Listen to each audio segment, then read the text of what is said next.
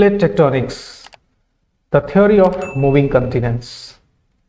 Scientist का ऐसा हमेशा से मानना रहा है कि हमारे अर्थ के सरफेस मूव करते रहे हैं, इसके ऊपर कोई ना कोई मूवमेंट जरूर होती रही है। और इस थ्योरी से संबंधित, इस चीज से संबंधित एक सबसे पहली थ्योरी लेकर के आए अल्फ्रेड वेगनर, जिसका नाम है continental drift theory. Alfred Wegener एक जर्मन साइंटिस्ट थे जिन्होंने ये बताया कि पूरा का पूरा कॉन्टिनेंट एक सिंगल लैंडमास था और धीरे धीरे उसमें ड्रिफ्ट हुआ, यानी वो खिसकना शुरू हुआ और आज के मैप में जो आप शेप देखते हो वो शेप उसने ले लिया।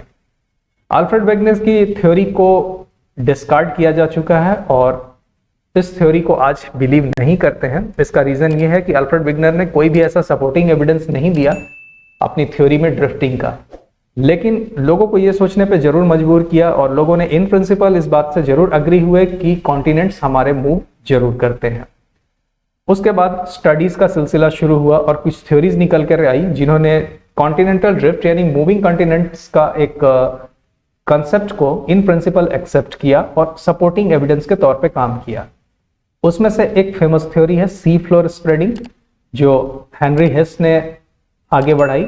हेनरी हेस की यह थ्योरी ये बताती है कि सी फ्लोर धीरे धीरे स्प्रेड कर रहे हैं।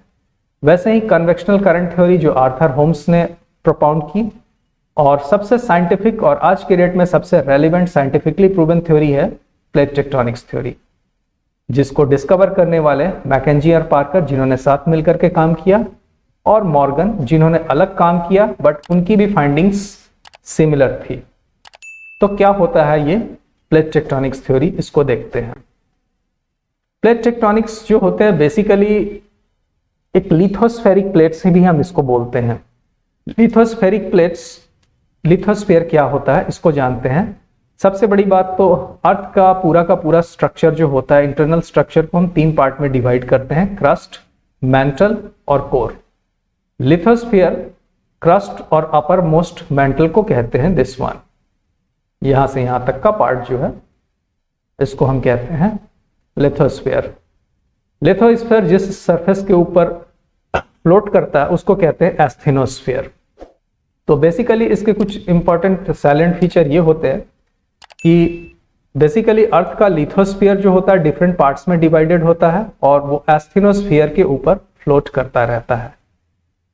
प्लेट्स की डायरेक्शन हॉरिजॉन्टल टू होती है और एस्थेनोस्फीयर के ऊपर ये फ्लोट करता है, but asthenosphere itself is a rigid unit, यानी वो मूव नहीं करता है।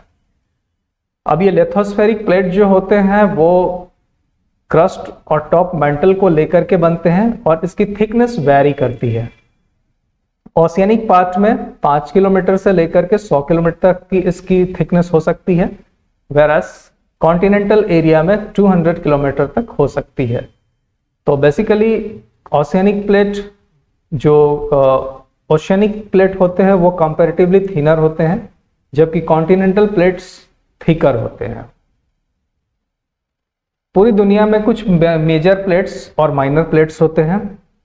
जो मेजर प्लेट्स हैं वो है अंटार्कटिका और surrounding oceanic area, north American plate, south American plate जिसमें कि नॉर्थ अमेरिका और साउथ अमेरिका का कॉन्टिनेंटल पार्ट और कुछ ओशियनिक पार्ट भी आता है।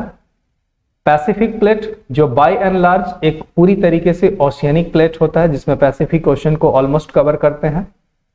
Australia, India, Australia, New Zealand plate जो इंडिया, ऑस्ट्रेलिया, न्यूजीलैंड और साथ ही साथ उसके बीच में जो ओशियनिक एरिया होता है उसको इंक्लूड करता है।